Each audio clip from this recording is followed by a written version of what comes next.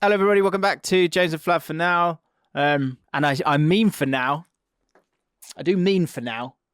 Because there's a traitor in the house. And it ain't me. Well, it has been you for a long time.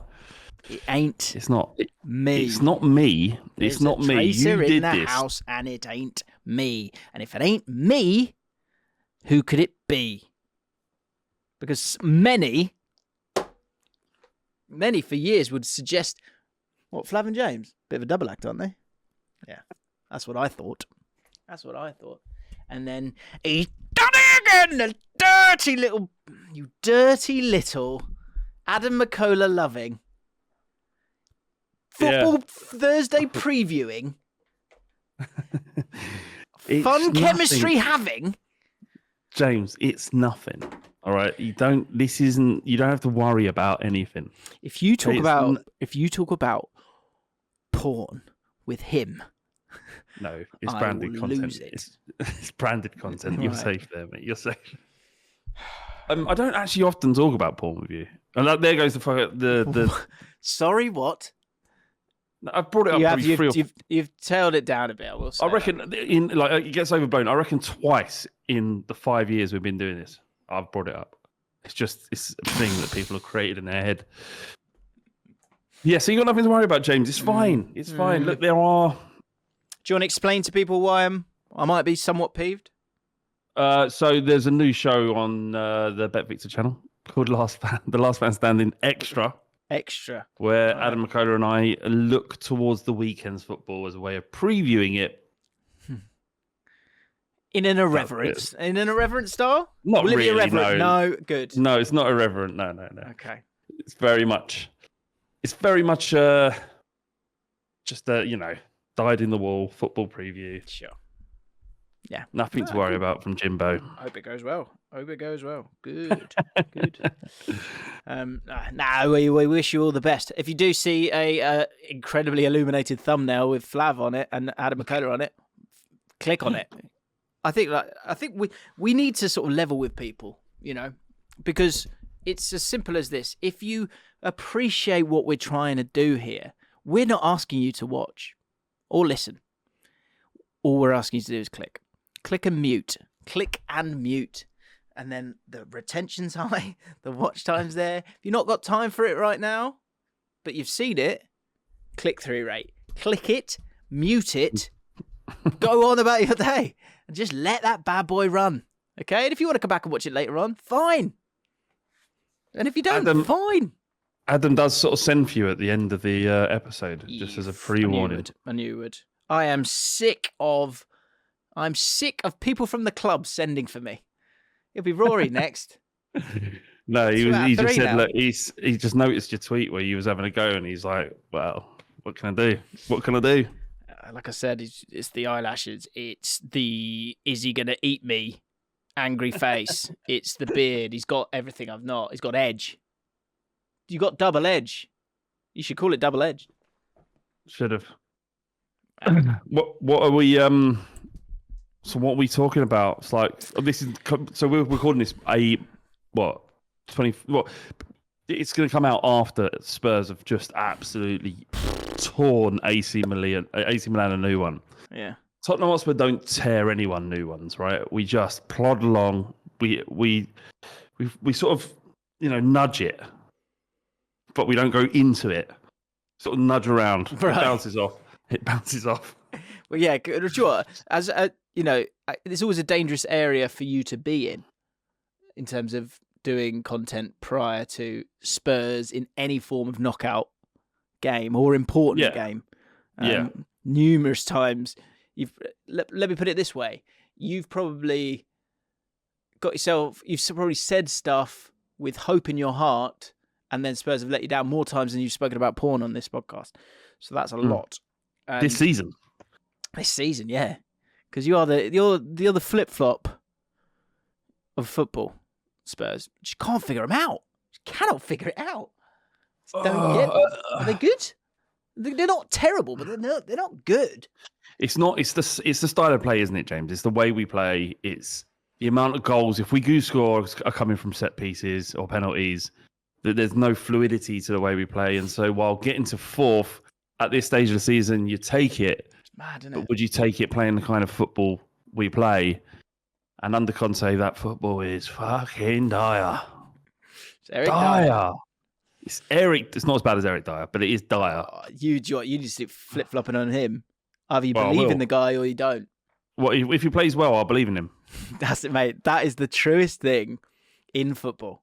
Yeah. Win the game, score the goals, do They will as believe I me. ask, then you're good. We will Don't show do that you. on more than 3 occasions back to back.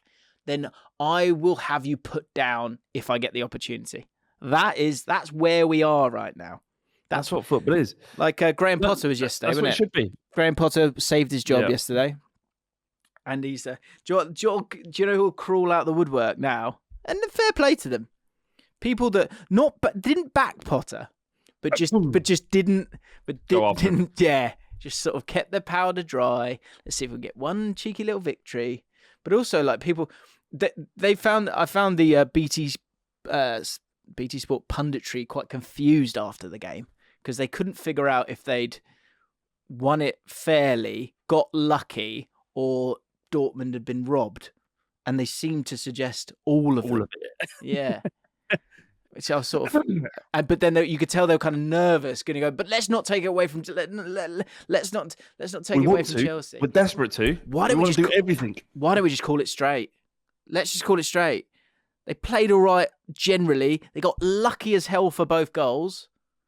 The penalty is an absolute disgrace. And I know what I'm going to get in the comments. Cry more, QPR fan. Fine. That's what I'm saying. Graham Potter deserves the time because he's a good egg, isn't he? He's had a glow up. He's invested in his, looks. I reckon he's a horrible piece of work. Do you think? Yeah, just an arsehole.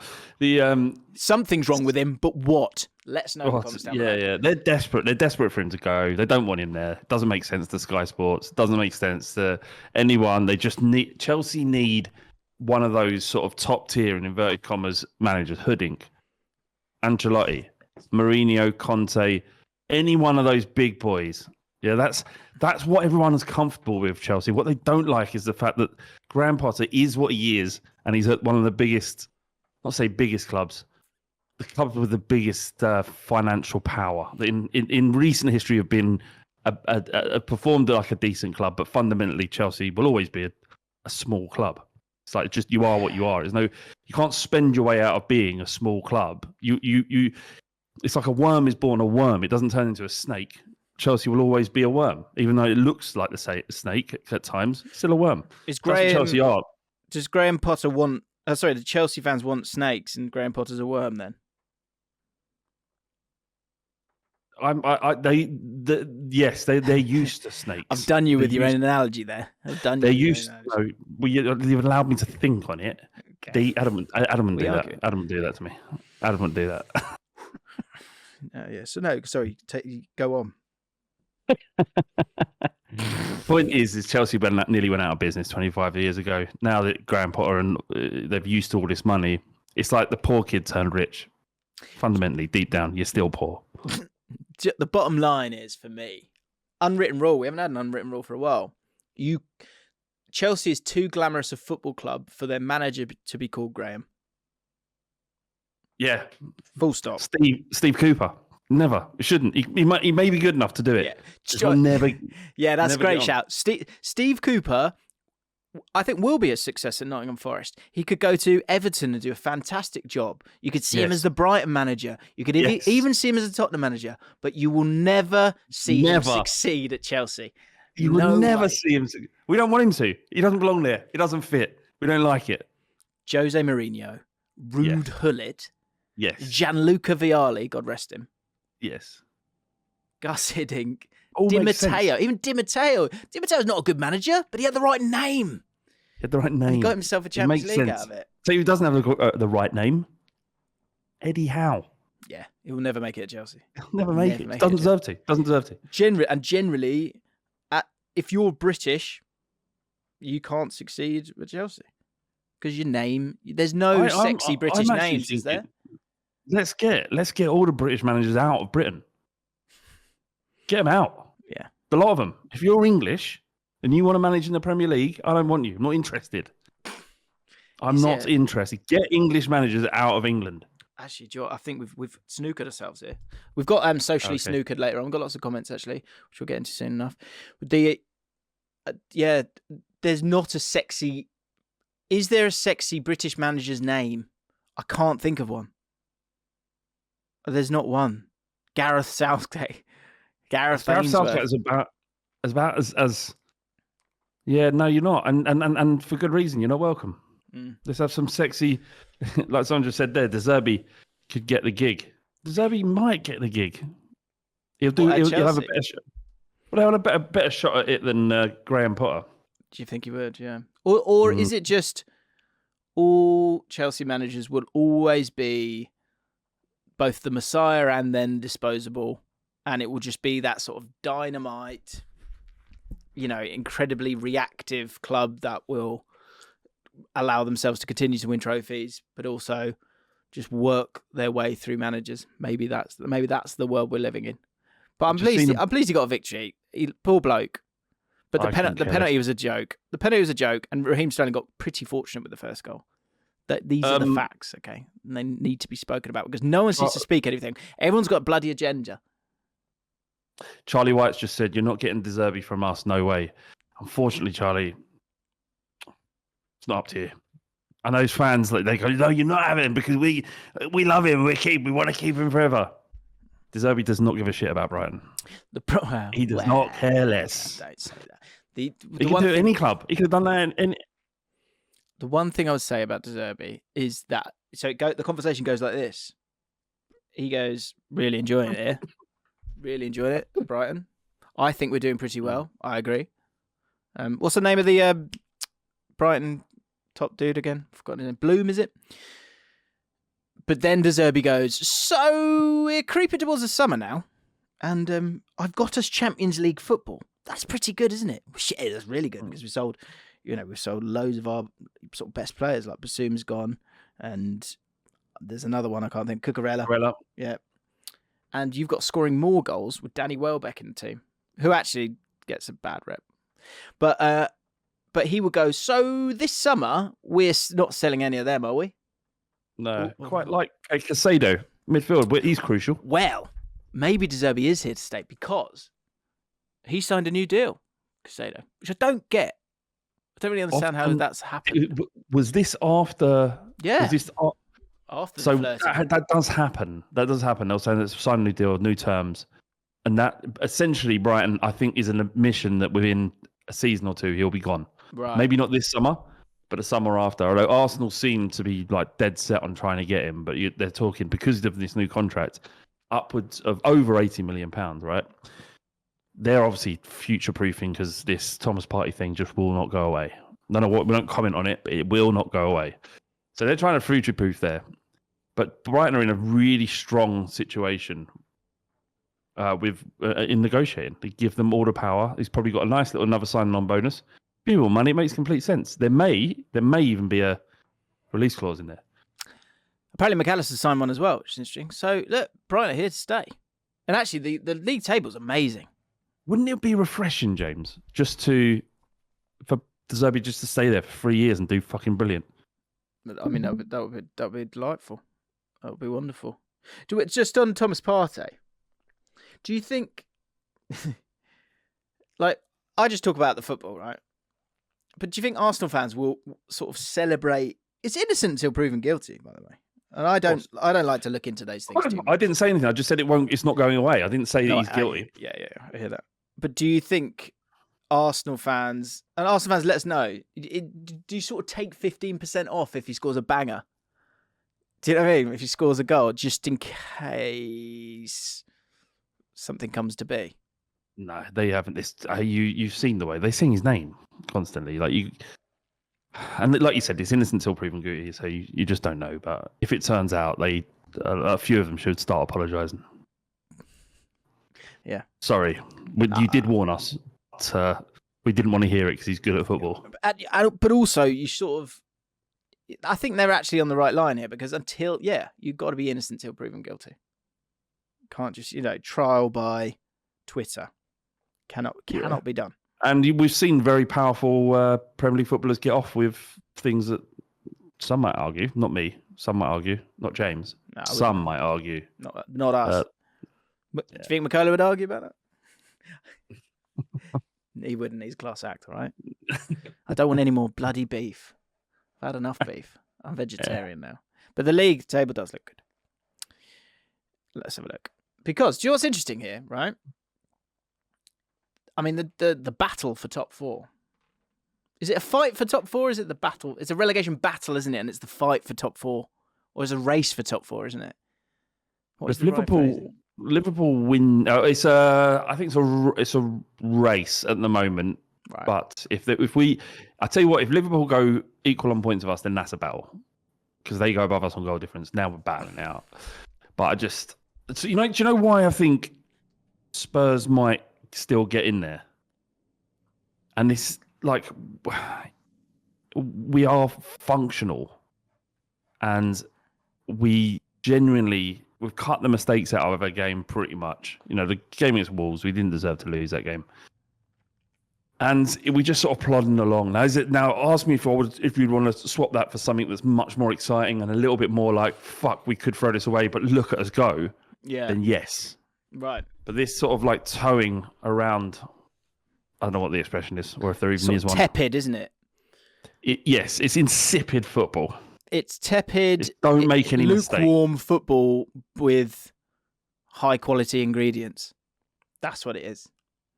Yeah, but they're not even high quality enough. And what's a little bit worrying is that we've signed these players like, you know, Dogi's coming in from Udinese, who's like really highly rated. Apparently he's class. I love that. Apparently he's class. Apparently, yeah, you know Dogi from Udinese. No one does. Yeah, apparently he's class. Yeah, well, since he signed last summer, we've loaned him back to Udinese, and now he's coming here. We've just been watching every sort of thing we can of him, or other Spurs fans have. I couldn't really give a shit until he starts, but so I've told he's good. Anyway, but a lot of it's based around a back three and having wing backs. Right. And you're like, well, if Pochettino comes in and plays a back four, you're like, well, what then? I don't know. I mean, I'm a little bit just like, I feel like we've got, at the time of recording, before this comes out, last night, as you watch this, we're about to play AC Milan in the last 16, and I don't feel anything. Yeah, that's a shame. That is a shame. I feel nothing. Do you know what you're at? You're at you're in your car, and you just want to, you know where you want to go. You want to turn left, but the cars just keep coming past. I just want to know who the driver is. Yeah. I want to know who's driving. Okay, you jumped on my. Well, I don't. That Sorry. doesn't work with my one. But you've just got people going, and you want to. You're sort of. You go. Yeah. Well, no, and then, but actually, it's one of those ones where actually you want to turn right. Sorry, go back. You want to turn right, but there's people coming along the left bit, and then you go, "Oh, wicked! I've got a bit of a gap now between the next one on the left hand side." But as you go, "Oh fuck!" There's someone coming on the other side of the road now, and you're just stuck there. You're not going in. You're not, but you are. This is what I mean. This is what I'm getting at. I don't think people are telling the truth anymore, because look at the table.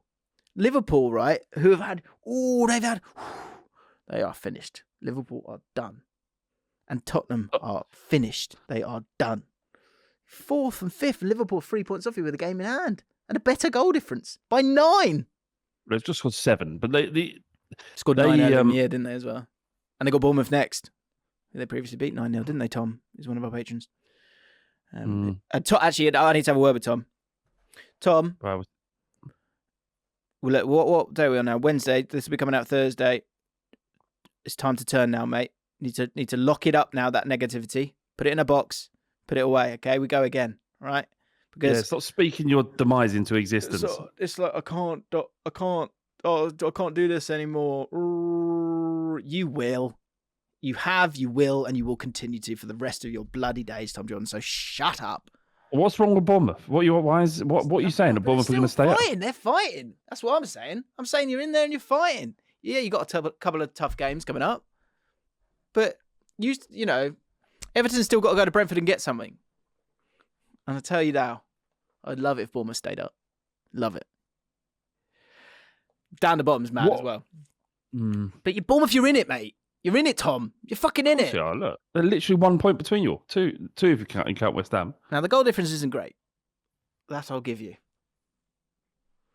But give us some glue already. I'm giving you the glue. The glue comes from you. The glue always comes from you. That's all we can do. Do you know what's good? I've got some news this week and I thought, brilliant. We've got Watford. Tough game against Watford. Desperately gasping for a victory, right? But we've got them at home. Have you got any? Got them at home. Have you had any victories since last week last played? No, lost to Rotherham. We were terrible. But the cavalry's coming, says Gareth Ainsworth, and he's trying to be optimistic, and that's why I tweeted, this is all we've got. All we have to live on is Gareth Ainsworth's optimism. He says the cavalry's coming, and I have no choice but to believe him. Now, what does that mean, the cavalry's coming? Full stop. Okay? So we then have Watford. We've got Watford this game, tough game, but at home, they're not doing brilliantly. You never know. What happens? A couple of days before, they sack the manager. They bring in Chris Wilder. Guaranteed 3 points for him. Guaranteed. There's no way. It's like using your get your 3 points card. Unless you're QPR and you bring in a new manager and then you lose your next 2 games 3-1. But so he's brought in Chris Wilder, great manager, guaranteed bounce. They're going to slap us. And that's the world that I'm living in, Tom. But I'm going to choose to believe that the Rangers will stay up this year, despite me seeing tweets of people looking at our fixtures, which are terrible, by the way, and suggesting that we're only going to get one more win between now and the end of the season. And I, for one, refuse to live like that. So, Tom, if you can't have a little bit of hope after spending all that money in January, and when you're getting 2-0 up against the league leaders, I don't know what to say to you, but you're this close to a ban. All right. What when he says, is there any substance in that? Like, you got players coming back from injury that you're missing? Is there anything like that? QPR? Yeah. Yes. We've got our starting strikers been out for quite a long time. At the start of the season, we bought Tyler Roberts, been injured for ages. We bought Ilias Chair, got done recently. We got Chris Willock, who keeps getting injured. Those were our 2 best players last year. Who else is there? Ethan Laird, who got on loan from Man United, who's been pretty frustratingly rubbish recently. He's injured as well. Our left back got injured as well, so played some child in the last game. We are bare bones. But don't worry, cavalry's coming. Final thing on the league table, because I think it is interesting. Well, actually, a couple of things. Let us know in the chat, who are legitimate top 4 contenders? I mean, you've got Spurs, Liverpool, Newcastle, and Brighton, I would say. Not having Fulham. I think they're good. I think they're a good side. But just at this stage, played too many games and not amassed enough points. Like, they're essentially, what are they? 9, the same points as us and 6 behind us. Like, you'd imagine that would mean 2 games we'd have to lose and they would have to win. Yeah. I think it's tough for them. But Brighton, obviously, 23 games. I think Brighton have got a chance. They actually you have to look at the goal differences. You've got to look at the goal difference. It tells you so much. Yeah, totally agree. And, I would say that maybe Liverpool's and Man United's are a little bit false. Liverpool's are a little bit false because they had those 2 gargantuan wins. Yeah. But you look at Brighton's goal difference and those around them, games played, they look really good. If you take both those Liverpool like crazy games and turn them into 4-0s, how many goals is that? 3. Minus, that's 8 goals off it. So that'd be plus 11. I think that's why I said this, didn't I? I said this about a month ago. Liverpool, there's always one team that comes from kind of nowhere, and it's that same thing. Like, the pressure's kind of calmed down a bit. The players are coming back, and Liverpool are on the charge a little bit. But I do think Brighton have got a bit of a chance because they create so much. I wonder if because they're starting to get a bit of a spotlight on them. I wonder if they'll figure it out, and I wonder if they can deal with all the games. But I guess they're not playing any more games in Tottenham, Liverpool, Man United. So They've not got no European fixtures. They're not in the cups. Yeah. They've just got to play one game a week for the rest of the season, pretty much. Newcastle Maybe. need to win bad. Can I predict something? I think Newcastle in the bottom 3. I think in the form table. Yeah. I wouldn't be surprised. Right now is the time when the teams down. I think there's a moment when the teams down the bottom start beating the teams at the top. Sorry, the teams at the top have been winning the whole season. They start to lose games and drop points, and the teams down the bottom start winning games because they kind of need to. I think this weekend there will be loads of shocks. Loads of shocks. I could see Arsenal dropping points. I could see Newcastle dropping points. Liverpool, it's that kind of time. There could be that bit of a shock, especially with them thinking about Real Madrid next. And I could see you getting done by Forest. I think there'll be loads of shocks this weekend. I think we'll get done by Forest at home. Mate, you can get done by anyone. That'll make me feel something horrendous. Well, welcome. Welcome. The water's tepid. Right. Let's have some fun. Oh, sorry. The thing I keep trying to say, but I never say, is I find this interesting that Aston Villa are 11th with 34 points. There's literally 2 leagues. Maybe there's 3 leagues, but in particular, 11th Aston Villa, 34 points. Then Palace, 27. And on the way down, they're all relegation battlers. Any shocks for relegation? What Wolverhampton are fine. They're too good. Yeah. Palace probably they're too good. Although can't buy a win. They've got Man City next. One must beware hubris. Leicester City and West Ham need to get their SHIT together. I think they will. I think they'll be fine. But West Ham are just waiting for them to sort their lives out. They're a funny bunch. But they I were expect part them of to the be league, fine. weren't they, earlier in the season? So they have improved somewhat. But who do you think the next manager to go will be? You've got David. You've got David There's not many Moyes. left. There's not many left, is there? But what do West Ham do if they don't trust David Moyes? Who do they bring in? Big Sam? I think it's an option. Yeah, Big Sam, Pards. Get Pardew back. Kerbishley, 33-1. Yeah. Paul Jewell. But Bournemouth changed managers. Southampton changed manager. Everton changed manager. Leeds changed manager. West Ham and Leicester, the only 2. Oh, no, Forest, sorry. Stuck with him. Wolves have changed theirs. Vieira, do you know what? Vieira. Someone tweeted me ages ago saying, Vieira's a disgrace. He's rubbish. Get him out now. And I was like, calm down. And he obviously bookmarked that tweet and came back to it. And he said, what are we saying now, huh? And I was like, but you don't want to be that guy. You don't want to be that guy. I want to be the guy who predicted the positive, not predicted the negative. You want to be that guy? Who wants to be that guy? You hold on to it. So what happens is just being right in it. It's just about being right. If you want to be when right, things are going wrong, when things are going wrong, you want to be the guy that knows why it's going wrong, and you want to tell as many people as the reason why it's going wrong. And then when you're right, that's all you got, because I was right. So I saw this before everyone saw it, and I couldn't stop telling everyone about it, and they didn't listen, and now they've got to listen. Case in point is that geezer Lee Gunner, who was banging on. I don't know if you've ever seen any content. It's fucking garbage. I will try my best to. I try not to give those things oxygen. Right, but just a case in point, he would spend. It just got shared with me as a Spurs fan. You get these things shared. I'm not going to go here. I just mean his videos, his content. I don't want to click on it. Adam McCullough wouldn't have done that. Yeah, he wouldn't let you drown in guilt there. Okay. I don't like this. I don't like this because I like Adam. I don't like it. Stop it. Let's just move on. I'm really happy for you. Actually, sorry, just to say, because this is funny. Because Flav went, we were sort of joking on Twitter, weren't we? And then you went, do we have to do this in public? I went, oh, what? Oh, of course, yes. Yeah, absolutely. I'll go to WhatsApp. And I went to WhatsApp. And I said, how could you? And Flav went, they paid me. I went, why didn't you say? Absolutely fine. Carry on. Sorry. Lee Gunner, go.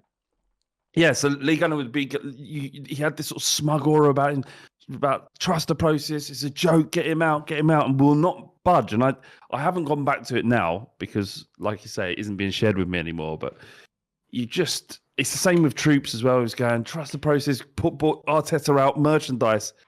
People create a currency on just sticking to their point and screaming that I was right, and it's fucking exhausting. Do you think that what percentage of football fans do you think would rather be correct than their team do well?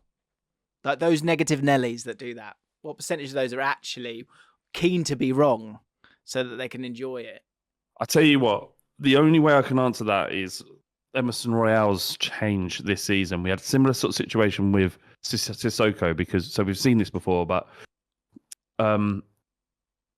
everybody is at Spurs, everyone I spoke to is fucking delighted that Emerson Royale has turned into, certainly in the last month, one of the best right backs / wing backs in the country, right? Not to say it'll last, we don't know. But right now, that's where we're at. Yeah, but go on. There are a couple of Spurs fans out there going, do you know why we all rate him so much? It's because the bar was so low with him. Even an average performance gets heralded like he's Carfu. And you're like, that isn't what's happening. That's not what's happening. He's been legitimately good. Give him the report. It's because you were happy to fucking boo him off the pitch this season. Yeah. Booed off the pitch this season.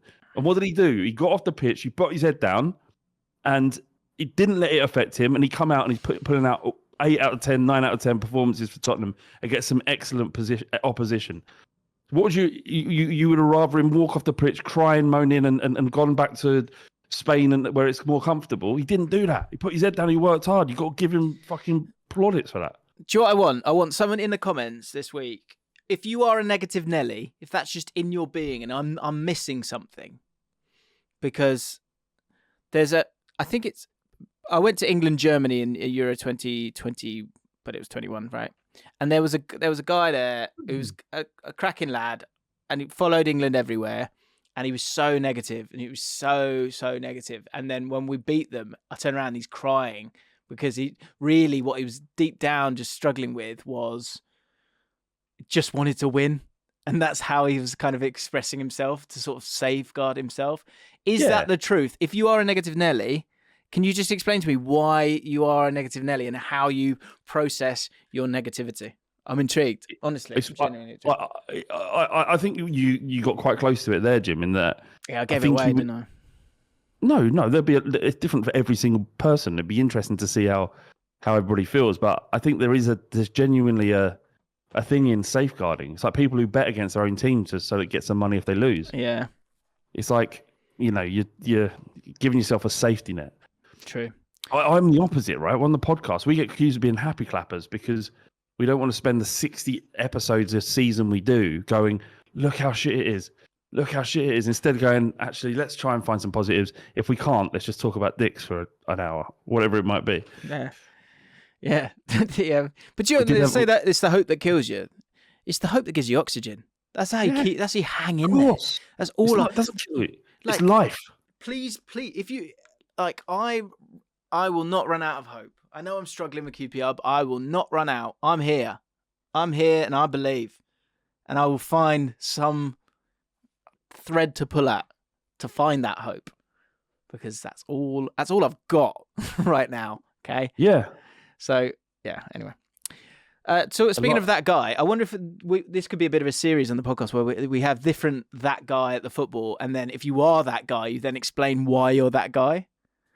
Because last week we were talking about we started a bit called That Guy, and we were saying like there were different things. I can't remember what it was. It was that guy in the club. Anyway, Barge says this: that guy. During the England-France game at the previous World Cup, my mate and I were at a sports bar in Shoreditch. There was a group of young women sat in front of us with the aforementioned older guy stood hovering around them by his lonesome, occasionally leaning in to make a comment to the group who would disdainfully look at him. It was as if his failing advances poetically mirrored our country's failure to advance to the next round of the tournament. I felt as if we were all that guy that night. Yeah. But yeah, so if you're a negative Nelly, let us know why you're a negative Nelly. Right, let's get into these comments, mate. Yeah. Oh, there was one final thing, actually. Do you want to talk about Bruno Fernandes? Could do, if you want. This is the comment that Ten Hag made about he's an inspiration to the squad. He's an inspiration to the rest of the team. This on the back of his pretty petulant performance against Liverpool. Do you think that his behaviour and Luke Shaw's behaviour in that game makes? Do you think it's petulance, or was it that they just couldn't bear what was happening, and so they couldn't control their emotions, which is understandable because they were getting absolutely torn a new one. What do you think? I can accept frustration and kind of silly lashing out, and you'll inevitably get kind of like Darwin Núñez, when he gets he's got that little edge about him.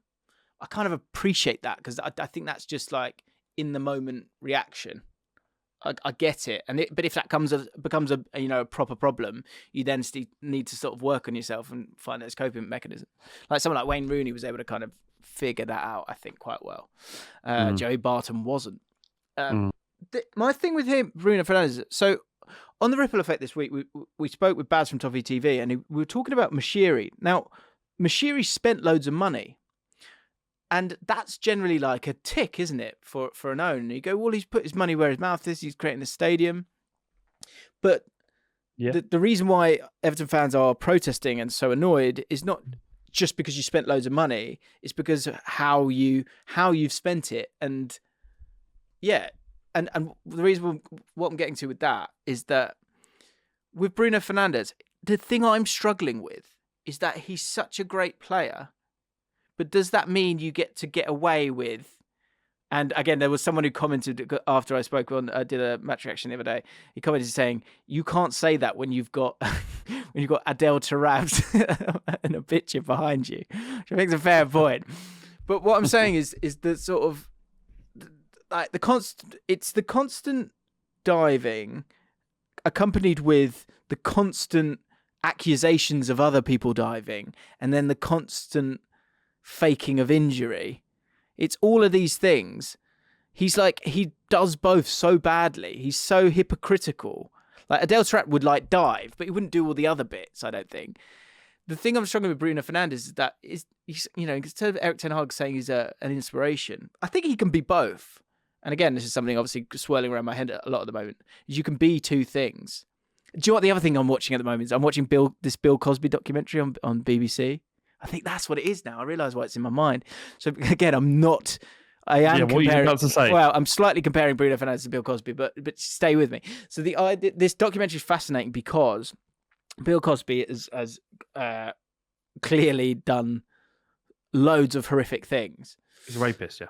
Yes, but I think I haven't got this far yet, but I think he actually got overturned or something. Anyway, but it's obviously he's done abhorrent things, right? But he also did, and this was part of his thing, a bit like Jimmy Savile, did loads and loads of good to create this image. And so he was kind of both. And for a lot, so for African American community or the black community in America, there's a huge conflict. And this documentary is really good because right at the start of the documentary, they go, the documentary maker says, "Who is Bill Cosby?" And they all go, because he was America's dad, but he was also obviously, a rapist. And these other things, yeah. Yeah. And Bruno Fernandes is brilliant. He's so good. He works so hard. He's such a team player. I think if he's playing on the right-hand side and, he works back and that first goal doesn't happen, he's all these great things, but then he's all these things that drive me mad about football. So I struggle with him. And when it comes to him being the captain, I'm not having it. I don't think his behaviour is acceptable enough to be captain of Man United, generally. Now, he's got to deal with it now, Erik Ten Hag, and get through the rest of the season. But I think you should be looking for a better captain than the way he behaves. That's how I feel. Did Ten Hag make him captain? Who was the captain? Was Maguire's the club captain, isn't he? And then I think right. Bruno Fernandes seems to be the sort of on-the-pitch captain. Maguire doesn't play. Well, look, Ten Hag can do only one thing now, and that's defend his player. So it doesn't matter what Ten Hag says right now. He's just going to come out and just bat for his player. That'll be it. So what he says now isn't really. It doesn't matter. He's just backing his team because what good comes from him going? Yeah, you're right. Yeah, no, I made a mistake. I've got to strip him. He's never going to say that. No manager would. They'll always defend their players. You wouldn't expect that from a captain. Certainly not what we used to in the Premier League. The captains are supposed to be strong, stoical, resilient in face of pressure and circumstance. Henderson immediately comes to mind. Yeah. You know, John Terry, I know he had his moments, and I'm not saying these are good human beings. I don't know who they are. I'm just saying they are. I do think it matters. It does matter. I think you're right. I think you can't be that guy. That's why Casemiro's the captain, isn't it? Casemiro should be captain. Yeah, and he's just come in and maybe he will be the start next season. But that's, and again, maybe it's not the best analogy, but it's stuff to swirl in my head. And this is a podcast, it's a dialogue. Well, I think a better analogy might have been about, you know what I'm going to say is Armstrong, innit? Look at all the good he did. Look at all the good he did. He's just riding a bike. He's riding just let him off. He's riding a bike, guys. Right. Cheated at riding a bike. Crazy. So what? To this day, I still don't understand it. And I know we've spoken about it so many times, Jim. But no matter what anyone says to me, and I would say, well, yeah, but he cheated, and it's the integrity of sport. He fucking practically saved thousands of people from dying of cancer. And you're focusing on the wrong thing here. Just let him off. Let him carry on riding so he can continue to do his good work. Different. Very different from Jimmy Savile. I'm not saying give him a bye. He should never have had a bye. I wonder what hits the CPM harder, last week's comments or the fact that I've used. I'm going to write the same again, but let's see what we've got left at the end. Right, Jim Big Laugh Award, Daniel Fisher. By the way, if you want to be with us live when we do the podcast, we have a Patreon, and also we have a live show. We have a date for that as well, and patrons will be getting first dibs on tickets. It's going to be on April the 3rd. We're changing the venue. We're tweaking the venue so that we can watch Everton Tottenham, which could be great fun. So if you might as well. Well, if you want to get those tickets, you want to come, make sure they'll be out tomorrow. Oh, out tomorrow. Okay, so for patrons, for the people that are watching this live, and then and maybe guest lists, and then they go to the public in the hope that we might, a few people might turn up. Although they were quite interested. Like, I've asked my mates, like, do you guys want to come on the guest list? Screen the Spurs game. I'm like, yeah, fuck yeah, it's be amazing. Mate, I back us to get people to come out. So, okay, Jim Big Laugh Award. Hi, James and Flav. I introduced the missus to Jaffin a couple of months ago, and to my surprise, she's a fan. Ah. Yeah. She's been very proud to tell me that she listens to the podcast before bed when new episodes come out. What's her name? Before bed. And really enjoys it.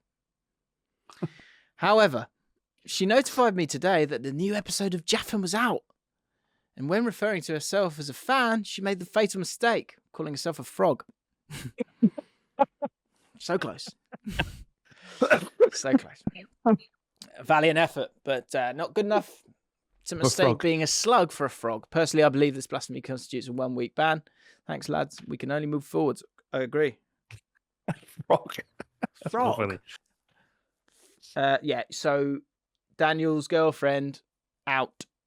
1-week ban. Do you know, so the last couple of weeks, we've turned on a couple people, okay? Rightly so. People asking us to add chapters, asking us to do research. It's just not acceptable. And what I will say is that there were numerous people trying to get themselves a ban. Well, no, you'll have to keep watching, which is worse than a ban. Unlucky. That made me laugh. Mateo Lewis. All right, lads, I've been chewing on a curious question and I wanted to hear your thoughts. So you know alphabet soup, right? We've never spoken about this, by the way. We've never spoken about alphabet soup. Yeah. Alphabet spaghetti. Don't know what alphabet soup is. Oh, yeah. I think that's what it means. So you know alphabet soup, right? I was wondering, do the letters in it differ depending on where you are in the world, or is it a similar situation everywhere? It would be very interesting if you could do some research on this. Imagine if most frequently used letters in various languages had more representation in the soup. Mind-blowing.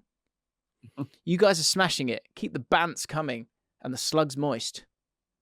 Appleton replied, "Hello, mate. Nice to meet you. How high are you?" And Matthew replied, said, "I'm not high. I'm just intoxicated by the infinite possibilities of soup-related research. Don't judge me." Lewis then replied, different person, but we don't do that here, you egg. As that back in the day, that would have been on. Oh, less of that. We would have offended him. Yeah, that's the new. The new less of that is we don't do that here, you egg, Which What? I think that was me last week. Oh, I see. Oh, Do you remember when we had such a wholesome community? Do you remember that? Yeah, we've got to stay on top of this, haven't we? A little bit, because there's I don't know if I can find it. There was something really funny the other day. Someone sent me a no. Let's see if I can just find it quickly. We saw Mark Goldbridge when the 7th goal went in. No. Just walked away. Yeah. I think he did a no, and I can't do this in one foul swoop. No. Did he? I think so. Yeah, I saw this. Brilliant. Loved it.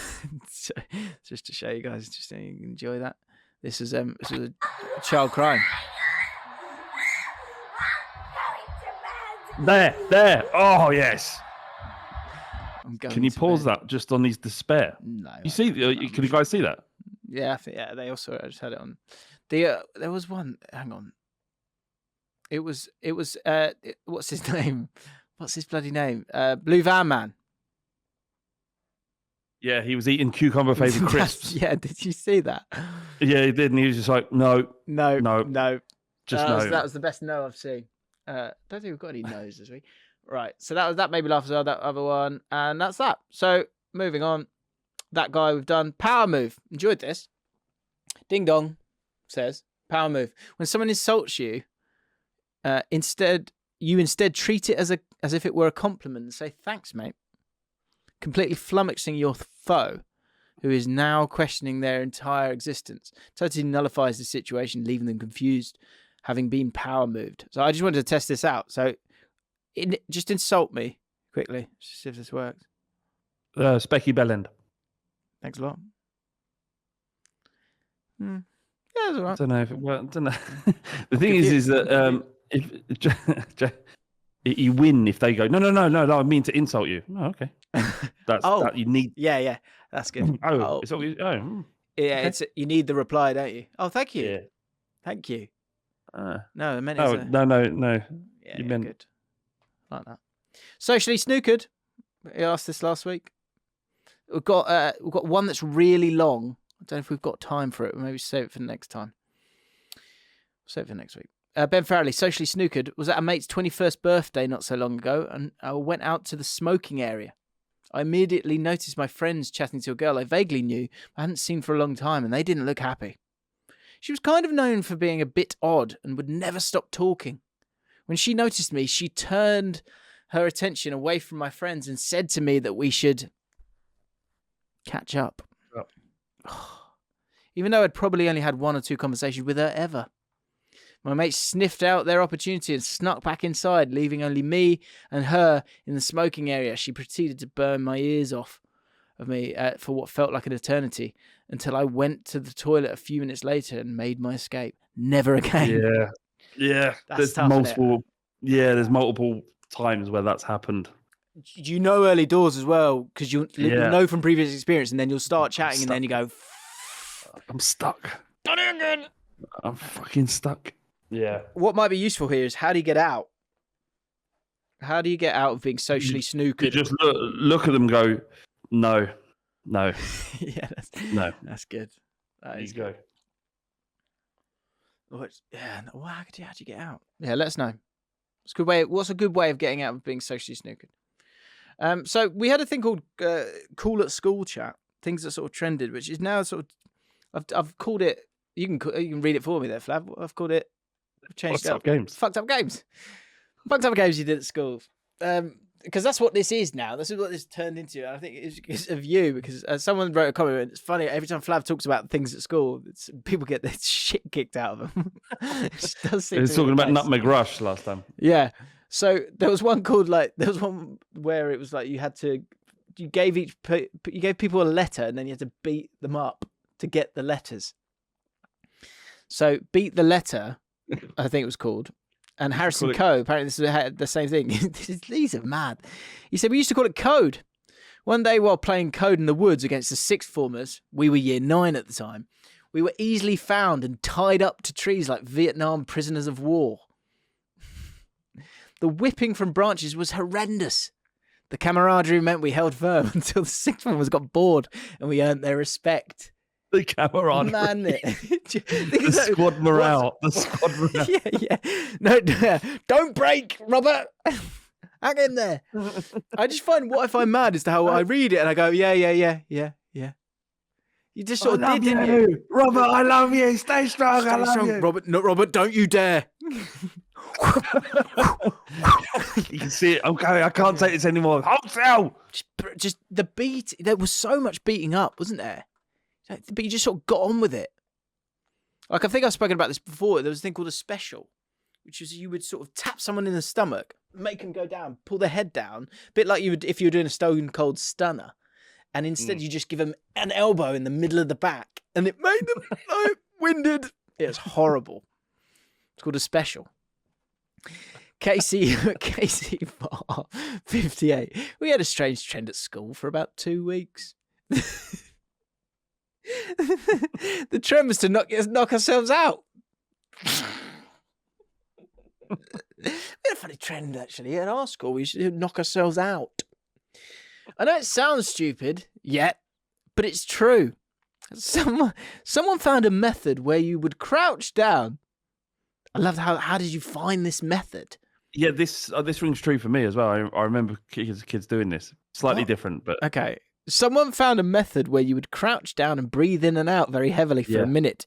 You would then stand up, put your thumb in your mouth, and try to breathe out, eventually knocking ourselves out for a few seconds. We, for some reason, found this very entertaining, and we would all sneak into a classroom every dinner time, take it in turns to knock ourselves out, and let everyone else laugh. Yeah. It's very stupid. Yeah, the one we did was you would put your head between your legs and breathe in and out really quickly. Like that. And then you bring your leg up and you'd blow on your thumb or something like that, and then you just... I never did it. I thought it was stupid, but we'd watch kids do it. So Tom says, I vaguely remember something like this as well. John Farrell says, pass-out game. Yeah, at my school. And Jop says, I can confirm that this is still going on as a teacher. Amazing. Good. It's glad to know we're learning. Yeah. Alfie Maslin. When I was in primary school, we used to play a game called Fish Bite. Where you had to go up behind someone and pinch them on the back of the arm. Brackets bingo wing territory. My mate, which was one of them... which was one of them weird bruisey kids. I didn't know that was a thing. No. It was one of them weird bruisey kids used to, and this is written in capital letters, get it. Get it. It ended up with his mum taking him to the doctor thinking he had some sort of horrid disease because he never told her the real cause. So what's that disease was? Haemophiliac. What is that when you bruise? Is that AKA weird bruisey kid? Yeah. We had a girl at school she used to break her bones really easily. Yeah, that's brittle bones. I think there's a name for that as well. But haemophilia is when your blood doesn't coagulate. Right. Yeah. I can't remember the word. Okay. I can't do this anymore. Coagulate. Which is massively part of our lexicon. No, everyone's... I can't do this anymore. I can't do this anymore. He's got to go tonight, and one must beware hubris. Really, really coming to their own. This is I can't do this anymore, the numb edition. Zach Homer says, I completely understand Flav going beyond the I can't do this anymore. Poor bloke. I'm a Crew Alexandra fan. So, guys, before I read this out, just think about this. Tom, this one's for you, okay? Just take this in.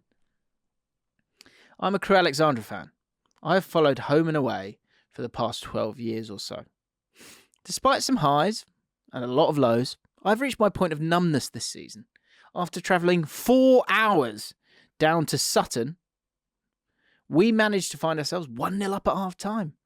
Brackets despite getting battered.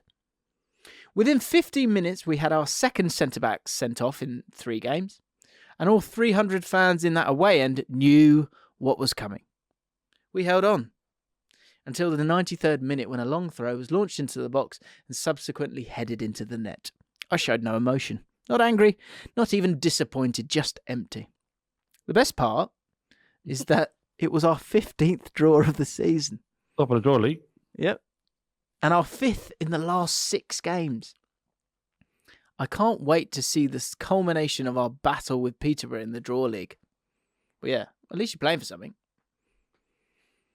But I can understand it. Actually, I can't understand it. That sounds fucking hell. Yeah. Joe Smith recently had a "I can't do this anymore" moment outside of football. After a remarkably long week where I had been getting 4 to 5 hours sleep each night, I woke up on Friday remembering I promised to take my best mate out to a nightclub to help him get over a girl he had been seeing. Bearing in mind I'm very socially awkward, hate loud music, and I don't drink. I knew I was done for when I went over to his for prees at 9 p.m, already yawning. We got to the club at 10:30. My friend told me that he intended to stay till close.